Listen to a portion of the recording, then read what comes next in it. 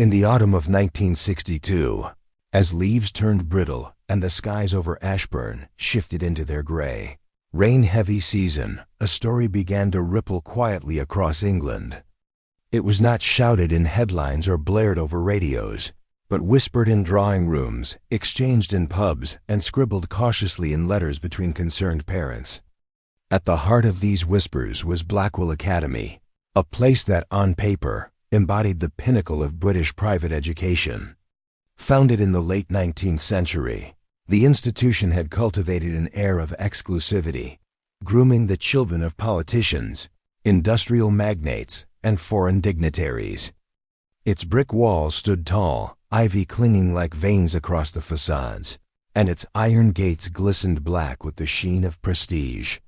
Students walked in orderly rows, uniforms crisp, Latin mottos drilled into memory.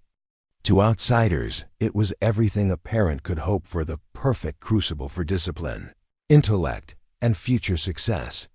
Yet, behind the manicured lawns and the echo of chapel bells, something was deeply wrong. Students, once eager and bright-eyed, were said to return from terms quieter, withdrawn, their laughter replaced with glassy stares. Whispers of strange practices seeped through the corridors. Midnight classes held in wings not listed on the official schedule, candlelit gatherings in the abandoned science hall, and rumors of locked dormitories where some pupils were said to vanish for nights on end. Teachers, men and women with impeccable academic pedigrees, carried an aura of severity that extended beyond ordinary discipline. It was as though they were not merely teaching but observing, recording, experimenting. Parents began to murmur their concerns when abrupt illnesses spread among the students, ailments unexplained by doctors, described more as states of lethargy or disorientation than physical disease. A boy who had once been a violin prodigy lost all memory of how to play. A girl with ambitions of Cambridge reportedly woke up one morning unable to recall her own name. These were not accidents, nor typical adolescent struggles. They were fractures in identity, sudden shifts of personality that left families bewildered. And then came the disappearances. By the end of 1962, several students were reported missing. Their names vanished from registers, their photographs quietly removed from dormitory walls. Blackwell Academy issued carefully worded statements speaking of transfers, early withdrawals, family relocations, but those explanations felt hollow. No formal funerals were held, no transfer documents were produced, and parents who pressed for answers often found themselves silenced with vague assurances or subtle threats. Still, the rumors spread faster than official denials could contain them. Some spoke of psychological trials, conditioning programs modeled after shadowy military research. Others whispered of experiments in sensory deprivation, mind control, and forced obedience. What began as suspicion among parents grew into a haunting question. Was Blackwell truly a school of learning, or was it a laboratory disguised in brick and ivy? The mystery of Blackwell Academy begins here, suspended between excellence and horror, a place where ambition may have eclipsed morality and where not all who entered would return. The gates of Blackwell Academy stood taller than most men, wrought iron twisted into ornate shapes that resembled both artistry and entrapment. For some, they symbolized opportunity, the portal through which a chosen few could pass to secure their place among the future elite. For others, especially those who would later recount their time there in fractured memories and cryptic letters, the gates were less an entrance than a threshold, the point of no return. To step inside was to commit oneself to something that could never be fully named, a world where the promise of prestige was always shadowed by the possibility of control. Founded in 1887, Blackwell was the vision of Lord Edmund Blackwell, a philanthropist with deep ties to both Oxford and the early branches of British intelligence. At its core, the academy was pitched as an experiment in educational refinement. Students were not merely taught subjects, they were molded, sharpened, forged into individuals who would one day wield power in government, industry, and even the sciences. The school's records proudly displayed the names of alumni who went on to become politicians, generals, and influential bankers. Blackwell was a ladder into the highest ranks of society, and to receive an invitation was considered not only an honor but a promise of greatness. Yet behind this cultivated image of privilege and excellence, there existed peculiarities that no prospectus or headmaster's speech could erase. From the moment a student entered the academy, they were enveloped in rituals that seemed harmless at first glance, but unsettling upon reflection. Every evening, as the clock struck midnight, bells tolled across the grounds. Officially, this was explained as tradition, a vestige of the school's founding era when bells marked the changing of guard shifts for the original staff. But the sound carried deeper implications. Survivors of the academy later recalled how the ringing seemed to pierce through their sleep, interrupting dreams, leaving them restless. It was less a marking of time than a reminder: you are watched, you are owned, you are never outside the academy's grasp. The architecture itself contributed to this feeling. Blackwell's buildings were undeniably grand neo-Gothic spires, stained glass windows, long vaulted corridors, but within this grandeur was an unmistakable chill. Certain doors were locked at all hours, their purpose never explained. Wings of the school, though lit at night, were forbidden to students, and the hallways echoed with footsteps long after curfew. A few students, emboldened by curiosity, tried to pry into these hidden sections. They rarely succeeded. One account, preserved in a diary that surfaced years later, described a boy who managed to slip into one of the barred wings. He returned pale, trembling, and unable to describe what he had seen. He left the academy before the year's end, his family citing ill health, though classmates whispered of something far darker. The headmaster, Dr. Alistair Crane, embodied the academy's aura of control. His resume claimed credentials from Cambridge, along with service in wartime psychological units. But beyond the official record, little was known. He had no visible family, no photographs from his youth, no public lectures despite his supposed academic brilliance. Students described him as both magnetic and terrifying, a man whose very silence carried authority. He spoke rarely, often observing from the back of assemblies with eyes that seemed to note every twitch, every fidget, every hesitation. When he did address the school, it was in sweeping pronouncements. You are not here to learn facts. You are here to become more than human limitations allow. Those words thrilled some students and unsettled others. Letters smuggled out by students painted a dual reality. In one, a boy named Thomas described the academy as a palace of knowledge, a place where opportunities were endless, where the library alone seemed to hold the keys to future empires. Yet in the same letter, he hinted at a sense of entrapment, noting how students were discouraged from correspondence, their mail monitored, their private conversations overheard. Another letter, written by a girl named Margaret, spoke of tests that left her exhausted memory drills where she was forced to recite endless lists under glaring lamps, exercises that seemed less about education and more about breaking willpower. "We are not students here," she wrote. "We are subjects." Newspaper clippings from the early 1960s illustrate the divide between public perception and private reality. The Ashburn Gazette described Blackwell as a beacon of education in Derbyshire, producing leaders who will shape Britain's tomorrow.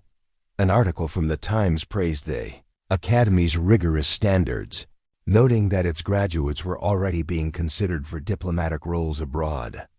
Yet alongside these polished portrayals were rumors that refused to die. Local villagers told stories of seeing candlelit processions winding through the academy's halls late at night, of hearing chants carried across the moors. One farmer claimed to see students standing motionless in the courtyard at dawn, eyes open but unseeing, as though waiting for a command. The rituals of Blackwell were subtle but deliberate. Assemblies were held not only in the daylight hours but in late evenings, where students were summoned to candlelit halls and addressed by faculty in tones that blurred between lecture and sermon. They were reminded of loyalty, of secrecy, of the necessity of sacrifice for higher goals. While ordinary schools emphasized individuality, Blackwell demanded conformity cloaked in the language of excellence. The self, one professor reportedly declared, is a weakness to be shed. Only then can greatness emerge. Survivors often describe the sense of duality they felt while inside Blackwell. On one hand, there was pride in being selected, pride in the rigor, pride in the endless possibilities promised by association with the academy. On the other, there was fear, a sense that their own thoughts no longer belonged entirely to them. Diaries mention subtle punishments for questioning, extended isolation, removal from meals, mysterious illnesses that spread only among the dissenting. Sleep deprivation was common, justified as resilience training. Memory tests searched for hours, demanding students recite complex sequences while faculty recorded responses. One survivor later remarked, "We thought we were training for greatness, but in truth, they were training us to obey." The headmaster's background, already vague, grew even more suspicious under scrutiny. Decades later, researchers would note parallels between Blackwell's conditioning trials and declassified documents from military, psychological experiments of the same era. Could Crane have been involved in bridging education with state-sponsored experimentation? No definitive proof exists, but the echoes are unmistakable. His insistence on secrecy, his dismissal of parental concerns, and the quiet disappearance of certain faculty members only deepened the unease. The question remains, was Blackwell simply eccentric, a relic of old British traditions exaggerated by rumor? Or was it deliberately grooming its students for something beyond academics, something tied to power, control, and the shaping of minds at their most vulnerable stage? To walk through its gates was to step into a world where innocence collided with ambition, where privilege masked captivity, and where the brightest young minds were polished, tested, and perhaps broken for purposes that remain obscured. Even now, decades after its decline, the letters, diaries, and fragmented testimonies stand as eerie artifacts. They speak not only of opportunity, but of control, of brilliance suffocated by manipulation. Blackwell's story begins here, behind its imposing gates, where the line between education and experiment was blurred so carefully that few could tell the difference until it was too late. By the winter of 1962, the quiet town of Ashburn was already uneasy. The first disappearances at Blackwell Academy began almost imperceptibly, with children failing to return from term break.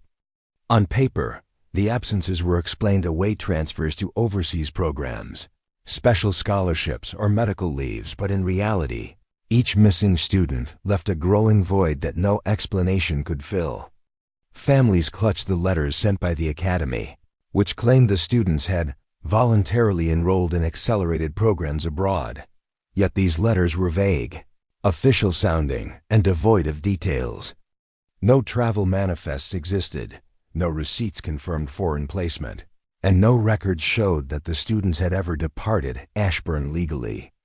Parents were left suspended between hope and dread, unable to challenge the academy without risking confrontation or reprisal.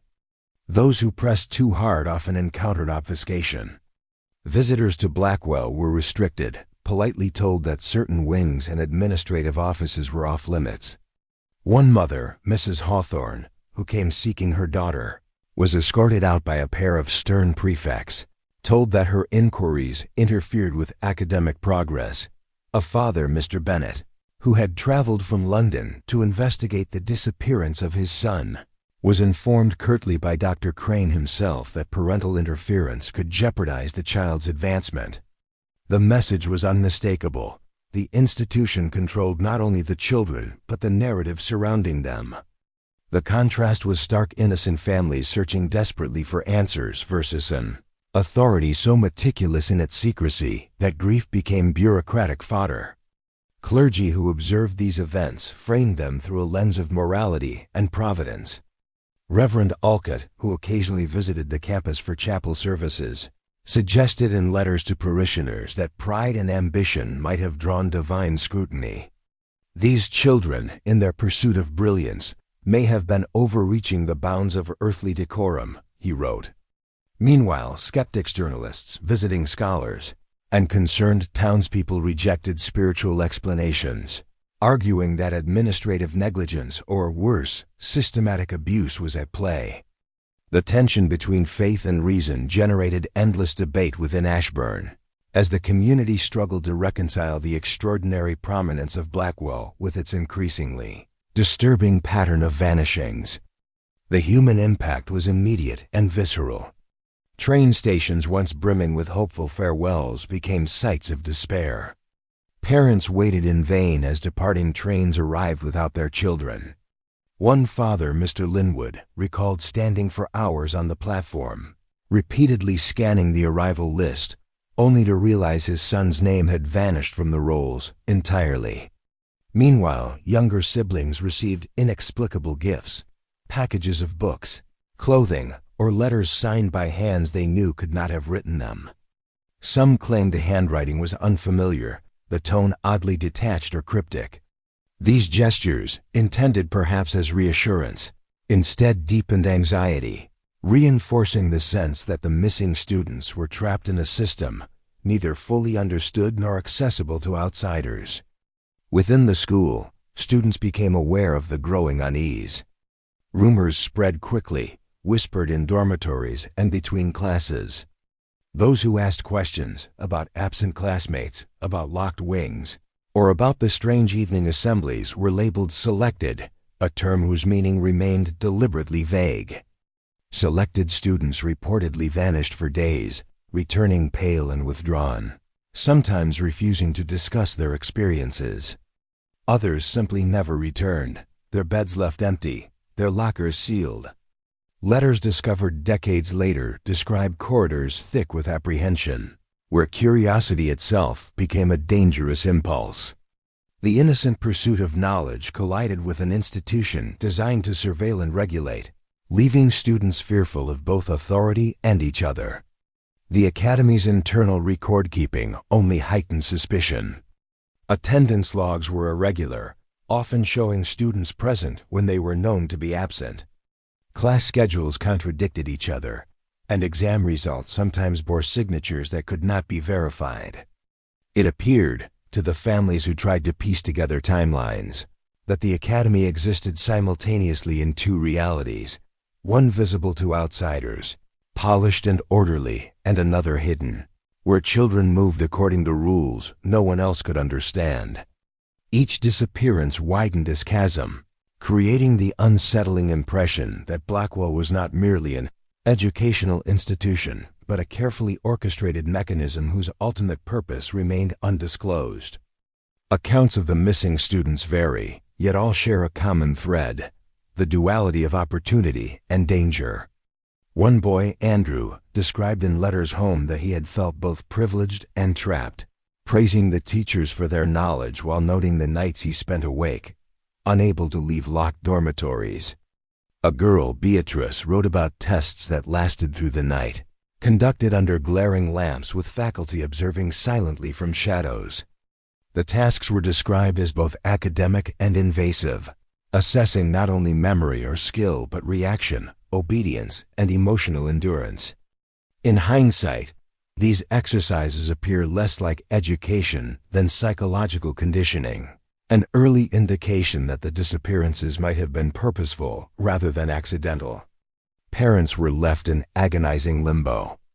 Meetings with administrators yielded vague assurances, yet each interaction eroded trust further. Letters from Dr. Crane suggested that discipline and exposure to advanced programs require temporary separations, while offering no evidence of where the students were or when they would return.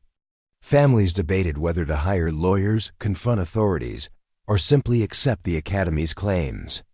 Some turned to clergy for guidance, hoping moral authority could intervene where bureaucratic processes failed. Others sought scientific or investigative explanations, examining archives, questioning former staff, and attempting to reconstruct events from fragmentary evidence. Each route produced more questions than answers.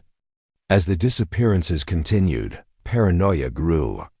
Students began to monitor each other's movements, suspicious of who might be complicit in the absences. Whispers circulated about secret corridors, nocturnal exercises, and faculty who watched without explanation. Teachers who were meant to be guides became objects of fear, and the academy itself became a labyrinth in which reality and rumor intertwined. Stories of children selected for special programs, returning altered or never returning at all, blurred the line between fact and legend.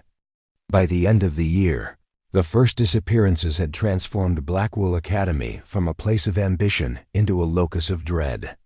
Families left in despair, clergy offered conflicting interpretations, and townspeople whispered of the academy's secrets, unable to discern truth from cover-up. The vanishings, though initially isolated, set a pattern, one that suggested intention rather than accident, and that established Blackwell as a site where innocence and trust collided violently with control and secrecy.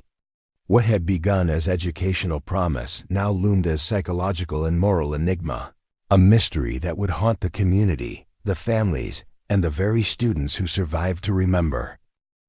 The corridors of Blackwell Academy held secrets far beyond the grasp of ordinary education. While the institution prided itself on excellence and rigorous scholarship, the whispers that survived through letters, diaries, and oral accounts suggested experiments that went well beyond academics. Students who survived or who returned to recount their experiences described conditions and lessons that defied conventional understanding. Chambers lined with stark walls, filled with dim, artificial light, were reportedly used for sensory deprivation exercises, forcing pupils into extended isolation. Some students were made to spend hours, sometimes days, in silence, blindfolded or restrained, under the watchful eyes of faculty whose identities were often obscured by the shadows. These exercises were presented as tests of focus, resilience, and memory, but the psychological strain they induced went far beyond what could be justified in a traditional school setting. Documents recovered decades later hint at even more deliberate manipulation.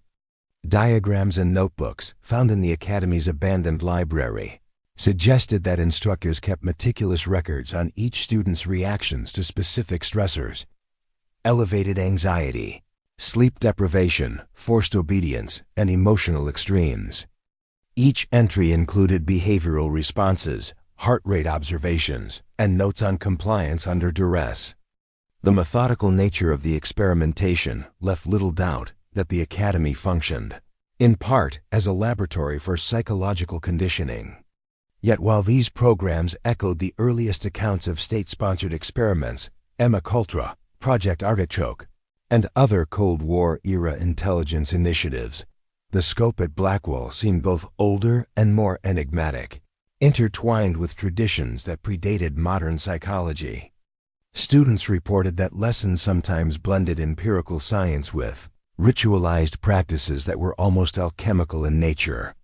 One diary entry describes a class where students were instructed to focus on a series of symbols while faculty chanted quietly in the corners of the hall. Another account recalled a memory transference exercise in which students were forced to visualize their most cherished experiences while faculty manipulated their environment to evoke disorientation, fear, or euphoria. The intention, according to surviving witnesses, was not merely to teach but to reshape perception itself, to challenge the boundaries of memory, reality, and obedience. Whether the aim was advanced psychological mastery or the revival of ancient esoteric practices is still a matter of debate. The physical spaces of Blackwell supported these sinister undertakings. Hidden chambers, locked wings, and subterranean halls were described in letters and journals as labyrinthine, almost impossible to navigate without guidance. Hallways appeared to shift for some students, changing orientation or length depending on the time of day, or perhaps the manipulations of the instructors. Windows were often covered, allowing minimal natural light, creating an environment where day and night lost their normal meaning. Students reported losing track of time entirely, sometimes believing they had been awake for days when only hours had passed. The Academy's architecture was not simply imposing, it was a tool for the orchestration of experience, designed to disorient and control. Voices were another element that students could not explain. Those who survived described hearing instructors or other students speaking when no one was present, whispers that seemed to emanate from the walls themselves. Some believed these were auditory hallucinations, the product of sensory deprivation and exhaustion. Others argued that they represented a deliberate technique of psychological conditioning, a method for instilling obedience and doubt simultaneously. By making pupils question what they heard and what was real, the Academy's staff could undermine self-trust and amplify suggestibility. The contrast between rational science and superstition deepened as students reported encounters that could not be cataloged in standard psychological literature. Accounts included inexplicable phenomena, objects shifting positions when no one was nearby, lights flickering in sync with sudden emotions, and the sense that unseen presences watched from the corners of rooms. One particularly chilling report described a mirror chamber where students faced their own reflections for hours, but the reflections behaved independently, reacting to imagined or recalled fears. Whether these were staged illusions, clever manipulations of light and perception, or actual supernatural occurrences remains unknown. The ambiguity only reinforced the Academy's enigmatic reputation, leaving students and historians alike to wonder whether they were subjects of advanced behavioral science or participants in rituals whose meanings had been lost to time. Faculty conduct contributed to the aura of dread. Teachers who oversaw these exercises often spoke in the language of logic, citing theoretical frameworks or obscure studies. Yet their insistence on secrecy, their unblinking observation, and their lack of empathy for visible distress imbued each experiment with a sense of ritualistic severity. Pupils described feeling measured as one would measure chemical reactions, data points rather than children. One surviving student, Eleanor, later wrote that she felt both privileged and violated, as if intelligence alone made me a target for forces I could not name. The duality of opportunity and control remained a constant tension, leaving students to navigate a terrifying and opaque educational environment. Archival research also suggests a darker historical underpinning to Blackwell's methods. Manuscripts found in locked areas of the library contained references to alchemical texts, Hermetic philosophy, and early psychological treatises predating Freud or Jung. Certain lessons appeared to blend empirical methods with symbolic or ritualistic practices, suggesting that the Academy was deliberately merging science with ancient esoteric knowledge. Students were encouraged to see experiments as both logical and mystical, a duality that amplified confusion, fear, and suggestibility. By merging science with ritual, the faculty created a space where rationality and superstition coexisted, producing an environment uniquely suited to psychological manipulation. Former students recounted the long-term effects of these programs. Many emerged emotionally fractured, socially awkward, or psychologically sensitive. Some retained exceptional intellectual abilities, but struggled with basic interpersonal interactions. Others reported nightmares, hallucinations, and inexplicable fears that persisted for decades. Whether these outcomes were intentional, designed to test limits, reshape personalities, or instill obedience, or incidental byproducts of experimental pressure, remains unknown. What is clear is that the students who survived were forever altered, carrying evidence of Blackwell's influence in ways both tangible and invisible.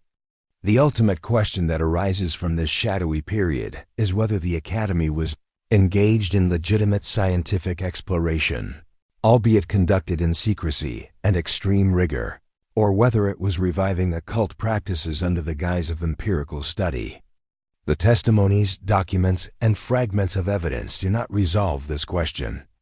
Instead, they create a tension between rationality and fear, leaving observers to wonder if the faculty were pioneering psychological research decades ahead of their time, or if they were orchestrating manipulations that transcended science, probing the boundaries of consciousness and possibly the soul itself.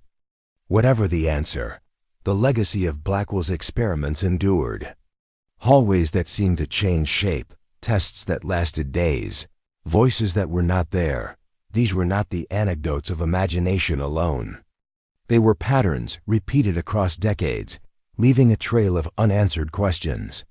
Survivors' accounts, archival fragments, and scholarly speculation all converge on a single chilling reality. At Blackwell Academy, the line between education and experimentation was deliberately blurred, and the consequences were felt long after the school's gates closed.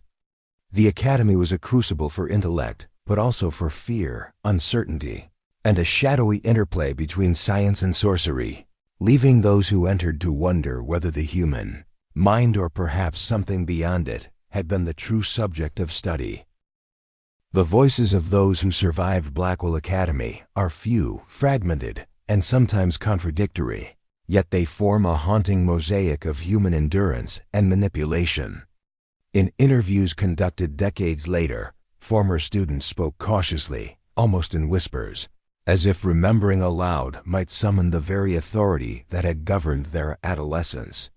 One student, Jonathan M., described being locked in a pitch-dark room for 3 consecutive nights, instructed to recite passages from Latin texts until his voice failed. The passages, he recalled, seemed nonsensical at first, but the instructor's insistence that they held cosmic significance made every repetition an ordeal of mind and body. Jonathan remembered that the other children watched in rotation, listening to their peers' broken voice, a form of enforced empathy that was simultaneously humiliating and instructive. He later realized the exercise was less about language than about endurance, compliance, and the erasure of self. Another survivor, Eliza D., described exercises designed to erode trust among peers. Students were paired and given rewards contingent upon betraying their partner, divulging secrets, confessing imagined misdeeds, or reporting minor lapses in obedience. The faculty monitored every exchange, often rewarding subtle manipulations and punishing failures to report. Eliza remembered that the environment became a crucible of paranoia. Friendships dissolved under the weight of constant observation and conditional trust. Letters she later smuggled home hinted at her growing fear that asking too many questions might mark her for a more severe form of selection, though she never learned precisely what that entailed. For Eliza and others, the Academy's purpose became increasingly opaque. It was no longer simply a place of learning, but a laboratory of social and psychological pressure. Many survivors recounted what can only be described as psychological warfare. Students were exposed to conditions of extreme sensory and emotional stress. One former pupil described days spent in near isolation, with instructors alternating between gentle encouragement and severe reprimand, creating an unpredictable cycle that left children uncertain of reality. Another recalled being forced to memorize complex sequences while exposed to subtle manipulations, lights that flickered in deliberate patterns, sounds that seemed to come from impossible directions, and fellow students who whispered false threats or praise in equal measure. These exercises produced acute anxiety and disorientation, yet they were always framed as rigorous preparation for adulthood, disguised under the language of educational advancement.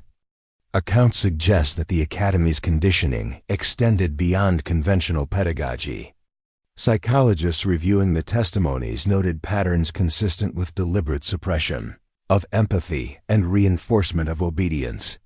Students were trained to prioritize institutional directives over personal conscience, creating a cohort of highly capable individuals whose moral frameworks had been recalibrated. One survivor, whose diary was found in the 1980s, described instructors instructing pupils to perform tasks that violated their instincts of kindness, emphasizing that the mind must obey before the heart can question.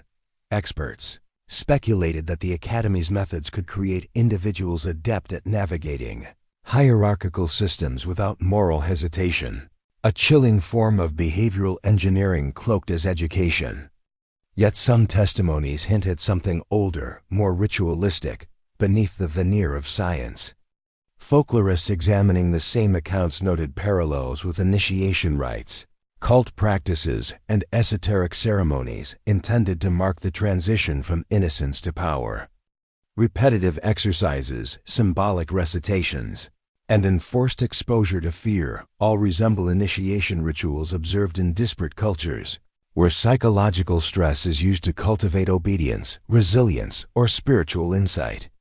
In this sense, Blackwell may have been reviving traditions older than modern psychology, merging them with contemporary theories to produce an educational environment that was simultaneously scientific and mystical. Students frequently described the Academy's spaces as amplifiers of psychological manipulation. Hallways seemed to shift in dimension, corridors echoed with whispers, and rooms were designed to disorient. One former student, Matthew L., recalled that doors would sometimes open to unfamiliar wings, creating a sense that the school itself was alive and responsive. Classrooms were dimly lit, often with candles or lamps that produced long shadows, and windows were deliberately obscured to remove natural cues of time. The architecture was not neutral. It was a tool employed to heighten stress, break down normal perception, and reinforce the authority of the faculty. Memory and identity were frequent targets. Survivors described exercises in which they were asked to recite personal histories as if they belonged to someone else, or to recall trivial details while ignoring crucial emotional events. Students who hesitated or erred were corrected with public humiliation or further isolation. Letters smuggled out described a growing internal conflict, children trained to value obedience above all, yet haunted by fragments of their former selves. One particularly poignant account told of a boy who, when forced to betray a friend for reward, experienced a profound disassociation, later describing himself as two people occupying one body. Such experiences suggest that Blackwell was not merely educating, but deliberately fracturing identity to mold malleable minds. Several survivors also reported phenomena that seemed to defy explanation. Voices were heard in empty corridors, lights flickered unpredictably, and objects appeared to move on their own. While some psychologists attribute these to stress, fatigue, and hypersuggestibility, others considered the possibility that the Academy incorporated ritualistic or symbolic elements designed to evoke awe, fear, or submission. Students were trained to navigate ambiguity and uncertainty, to obey without question, and to accept experiences that challenged conventional perception. In this way, the Academy blurred the line between scientific experiment and ritualistic ordeal, leaving pupils unsure of whether they were subjects of psychological study or participants in some deeper, incomprehensible process. The ethical implications are profound. Survivors' testimonies collectively describe a system that eroded trust, manipulated emotion, and undermined autonomy. Yet the Academy's public facade remained impeccable. Newspaper reports praised Blackwell as a model of elite education. Awards and commendations were granted for academic achievement, and faculty members were lauded for innovation in pedagogy. Outside observers could not see the hidden curricula of fear, obedience, and identity manipulation. It was only through the voices of those who endured these experiences that the duality of Blackwell was revealed, a place of prestige and opportunity, simultaneously a chamber of psychological trial. Some survivors recounted the long-term effects with chilling clarity. Many struggled to form normal relationships, experienced anxiety and paranoia, or developed hyper-awareness of authority and surveillance. A few described persistent auditory or visual phenomena reminiscent of their experiences at Blackwell, hearing commands when no one was present, sensing movement in empty rooms, or feeling compulsion to obey perceived authority. Psychologists argue these residual effects are consistent with prolonged conditioning, stress inoculation, and trauma-induced hypervigilance.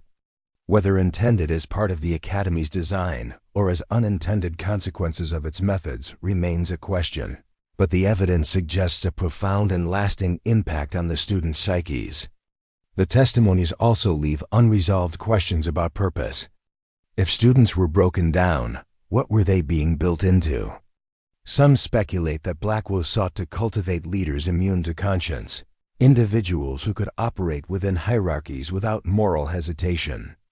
Others suggest a more esoteric aim, the merging of intellect, obedience, and psychological manipulation to produce a kind of human perfection, according to principles known only to the faculty. Folklorists point to echoes of initiation rites, suggesting that the Academy's practices were simultaneously educational, experimental, and ceremonial. Finally, the accounts emphasize the human cost of secrecy and manipulation. Families waited for returns that never came.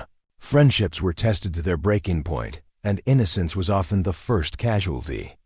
Survivors describe moments of terror, confusion, and isolation, balanced against fleeting pride or achievement. The Academy's dual nature, promising opportunity while exacting psychological tolls, left an indelible mark on those who passed through its gates. Their stories, both factual and mythic, blur the line between history and legend, making the horror of Blackwell Academy tangible, immediate, and profoundly unsettling. Even decades after the gates of Blackwell Academy were closed, its mysteries refuse to fade, and the theories surrounding the institution have grown into a sprawling, tangled web of speculation, analysis, and outright obsession. Historians, armed with archival materials, letters, and fragmentary administrative records, have proposed explanations grounded in reason and caution. Some argue that Blackwell was ultimately a victim of rumor and hysteria, an eccentric but fundamentally conventional school whose practices were exaggerated by anxious families and traumatized students. The records are, admittedly, inconsistent. Attendance logs missing entries, letters that contradict one another, and administrative decisions that seem unnecessarily opaque. Historians suggest that the gaps in documentation, coupled with a community primed to fear elite authority, created fertile ground for myth-making. To them, Blackwell's experiments could have been nothing more than standardized assessments, rigorous drills, or severe disciplinary routines blown out of proportion by retrospective imagination. Yet this rationalist perspective leaves many questions unresolved. Families of missing students remained unconvinced.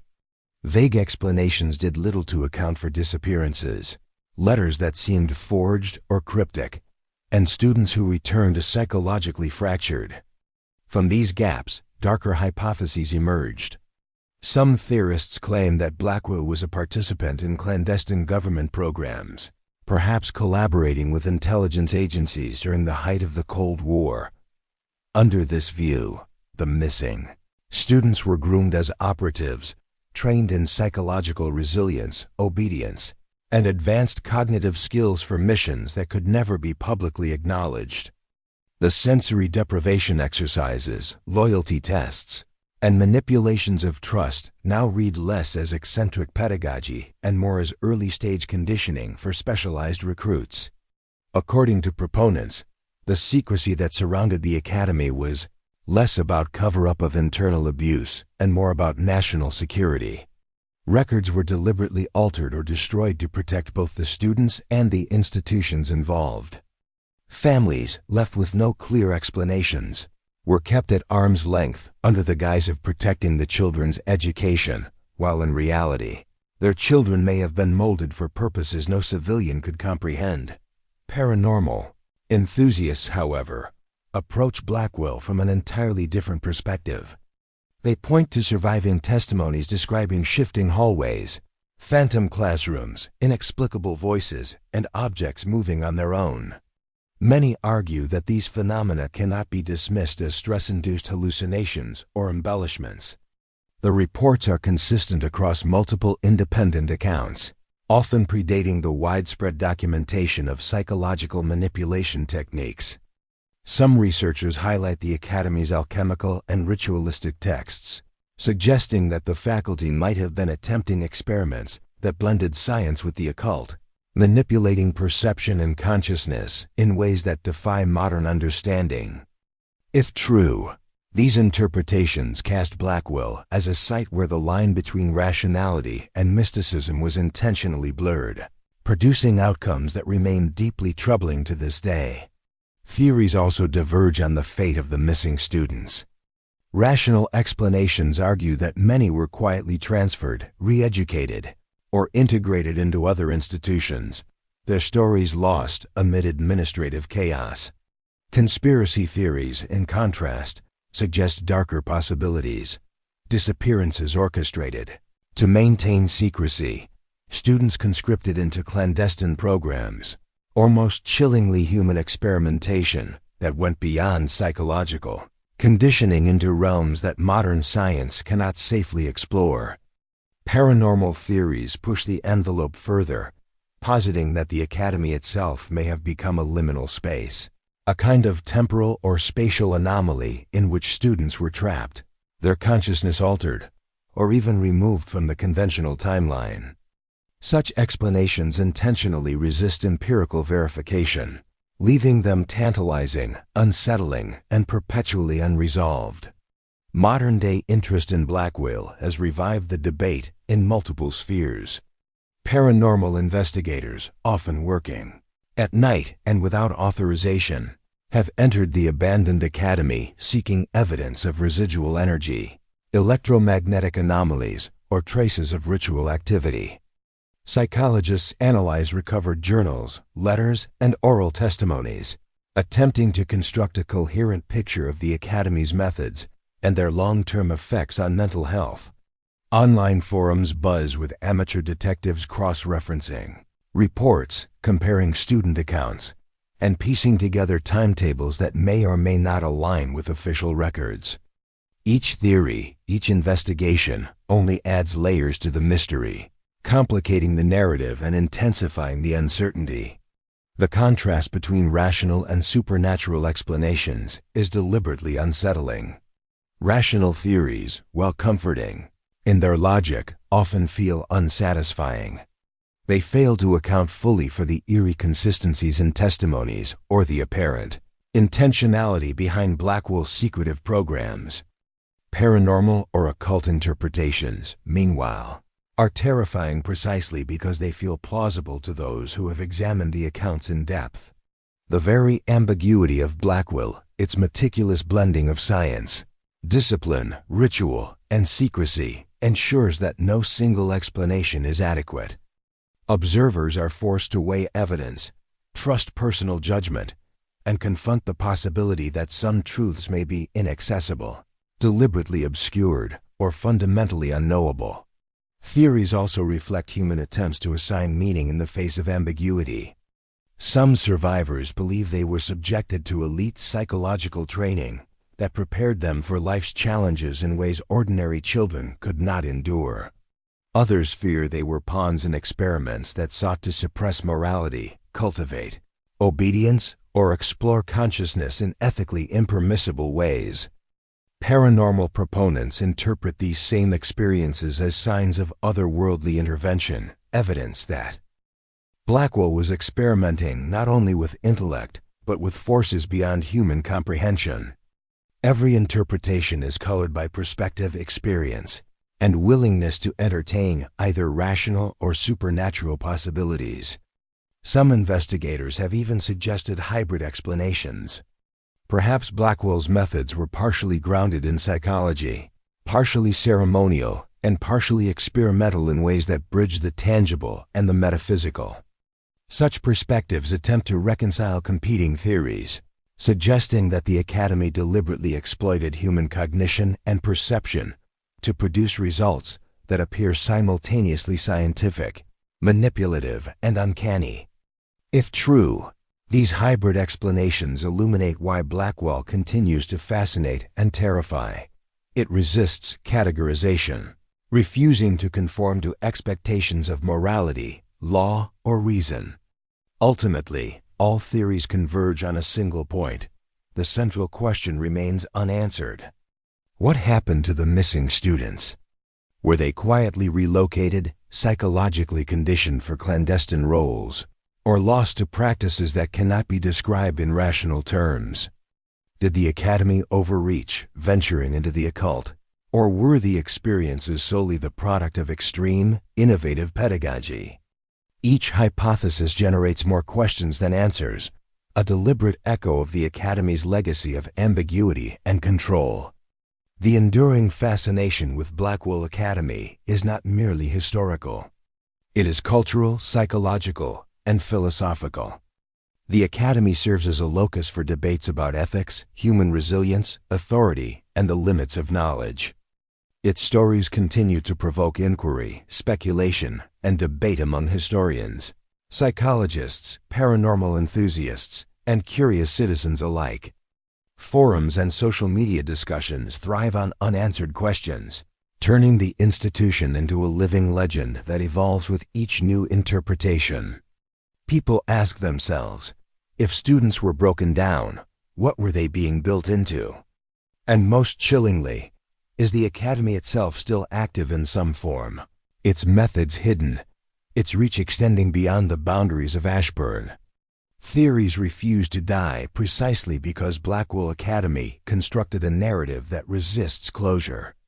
Every fragment of evidence, every testimony, every anomaly reinforces the duality at the heart of its story: reason versus fear, science versus superstition, innocence versus manipulation. The Academy's mysteries are alive, whispered in abandoned hallways, preserved in journals, and replayed in online debates. They challenge our assumptions, forcing us to confront uncomfortable truths about authority, morality, and the unknown. Perhaps the most disturbing possibility is that some answers are intentionally inaccessible, a testament to the very methods that the Academy employed to shape, control, and obscure reality. In the end, the missing students, the haunted testimonies, and the contradictory theories coalesce into a puzzle that cannot be solved conclusively. Rational historians, conspiracy theorists, and paranormal investigators alike find themselves circling the same questions. Were the disappearances intentional or accidental? Were the experiments scientific, ritualistic, or both? Does the Academy's legacy persist in unseen ways, influencing those who entered and those who study it today? Blackwell refuses to provide clarity, and perhaps it never will. Its mysteries endure, ensuring that curiosity, fear, and speculation continue to flourish, inviting each generation to decide for itself what was science, what was sorcery, and what remains beyond comprehension. Blackwell Academy has long since fallen silent, its once grand stone facades now choked with ivy, windows shattered, and corridors overgrown with weeds. Yet the weight of its past refuses to fade, and the questions it posed remain unanswered, hovering like shadows over the surrounding town. Families who sent their children to Blackwell never received closure. Official records are incomplete, contradictory, or entirely missing, and no bodies were ever recovered to explain the vanishings. Survivors carry fragments of memory, some lucid, some warped by trauma, recounting exercises that blurred the line between education and psychological manipulation, obedience and fear. Their voices are echoes of what the institution sought to achieve, yet they provide no concrete answers. The Academy itself, abandoned and crumbling, feels like a monument to secrecy, a place where truth and myth were deliberately intertwined, leaving behind only speculation. Historians, psychologists, folklorists, and paranormal enthusiasts all attempt to decipher the puzzle, yet each theory only deepens the mystery. Some insist the disappearances were the result of administrative negligence, poor record keeping, or the hyperbolic recollections of anxious students and families. Others posit that the missing children were deliberately subjected to experiments, groomed for secret programs, or subjected to rituals that combine psychological conditioning with esoteric traditions. Paranormal interpretations push further, suggesting the Academy was a liminal space, where the laws of perception, time, and even reality were bent, allowing students to vanish in ways that defy empirical explanation. Rational explanations provide little comfort. Supernatural ones are terrifyingly plausible. The duality of these possibilities ensures that Blackwell's story resists resolution, forever straddling the line between fact and legend. Even the ruins seem to speak. Local accounts describe strange phenomena: windows rattling without wind, corridors echoing with footsteps long after the last faculty departed, and the occasional, inexplicable laughter or scream that drifts through the overgrown gardens at night. Visitors report the sensation of being watched, a faint pressure at the edge of perception, as though the academy itself remembers, or perhaps protects, the secrets within. For those who experienced it firsthand, Blackwell was not merely a school but a crucible, a place that fractured identity, tested obedience, and perhaps attempted to create a new type of human being. The full extent of its influence may never be known, and the Academy's legacy endures not in records or artifacts, but in the unanswered questions it leaves behind. Ultimately, the story of Blackwell Academy is unresolved because it was designed to be. Every testimony, every rumor, every fragment of evidence conspires to confuse, unsettle, and provoke thought. The vanished students, the hidden corridors, the whispered rituals all remain, defying certainty. The wind still carries echoes through the ruins, as if the Academy itself refuses to relinquish its hold. And so, the final question remains not for historians or psychologists, not for skeptics or paranormal investigators, but for the audience. What do you believe happened within the walls of Blackwell Academy? Were the students victims of extreme pedagogy, instruments of clandestine experiments, or participants in something beyond comprehension? Perhaps the truth has been lost forever, or perhaps it still waits, buried in memory, shadow, or silence, daring anyone brave enough to seek it.